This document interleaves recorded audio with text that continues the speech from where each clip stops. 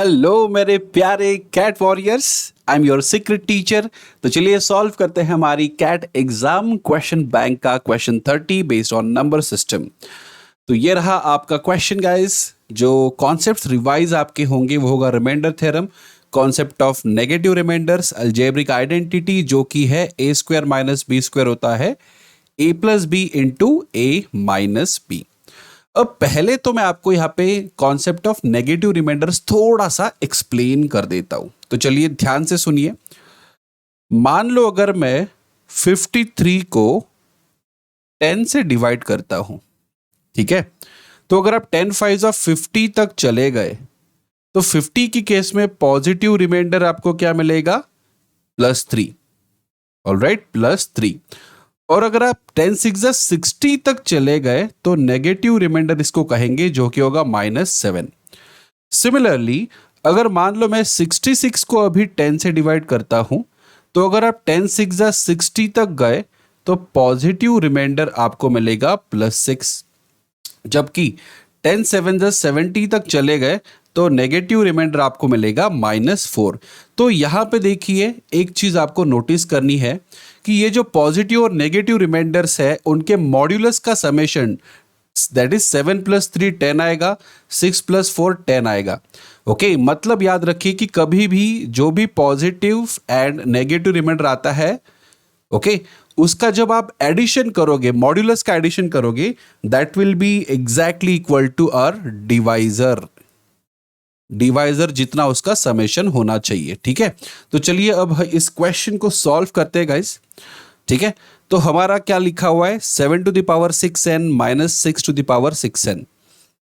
तो इसको तो यहाँ पे पहले थोड़ा सिंप्लीफाई करते हैं। 7 to the power 6n - 6 to the power 6n, ठीक है। ओके, चलो अब इसको मैं लिखता हूं 7 to the power 3n का होल स्क्वायर, क्योंकि अल्टीमेटली 3n इंटू 2 होगा 6n, minus 6 to the power 3n का अगेन होल स्क्वायर। तो यहां पे देखो एक अलजेब्रिक आइडेंटिटी मिलेगी ए स्क्वायर माइनस बी स्क्वायर वाली, जिसको अगर आप ओपन करते हो तो a + b a - b आएगा, ठीक है। तो अगर इसको आप ओपन करोगे तो क्या लिखोगे?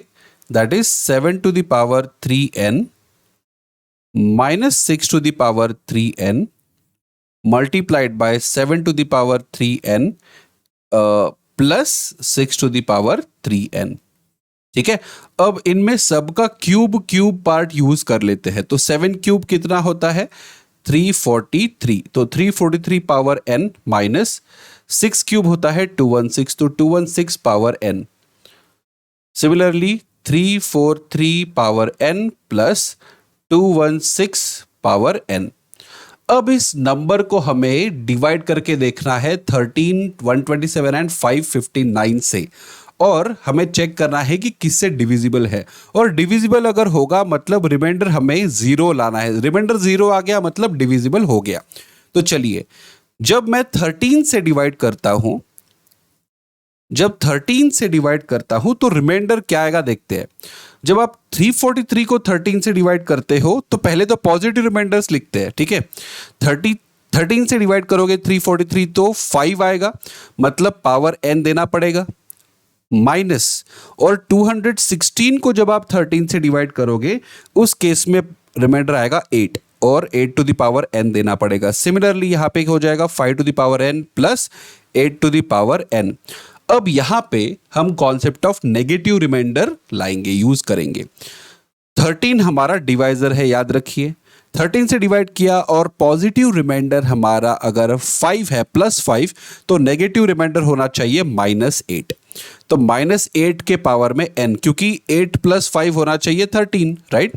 तो -8 power n -8 power n। Similarly यहां पे -8 power n plus 8 power n। अब इन दोनों टर्म्स में से कोई ना कोई टर्म तो 0 0 होने ही वाला है। मतलब 0 × 1 टर्म 0, बाकी टर्म कुछ भी आए 0 × 0 विल बी 0। मतलब यहाँ पे 13 से डिवाइड हो जाएगा, राइट। सो 13 से डिवाइड तो इस नंबर को हो गया। चलिए अभी देखते हैं 127। तो अगर मैं 127 से डिवाइड करता हूं 127 से 343 को अकेले को डिवाइड करोगे तो आपका रिमाइंडर, पॉजिटिव रिमाइंडर आएगा 89। तो 89 के पावर में n देना पड़ेगा माइनस 216 को जब आप डिवाइड करोगे 127 से तो भी रिमाइंडर 89 आएगा, तो 89 पावर n।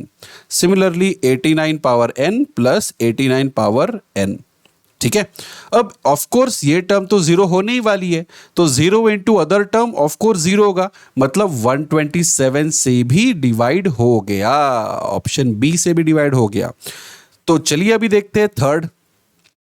तो 559 से अभी मुझे डिवाइड करना है, तो पहले सिर्फ पॉजिटिव रिमाइंडर्स की बात करते हैं।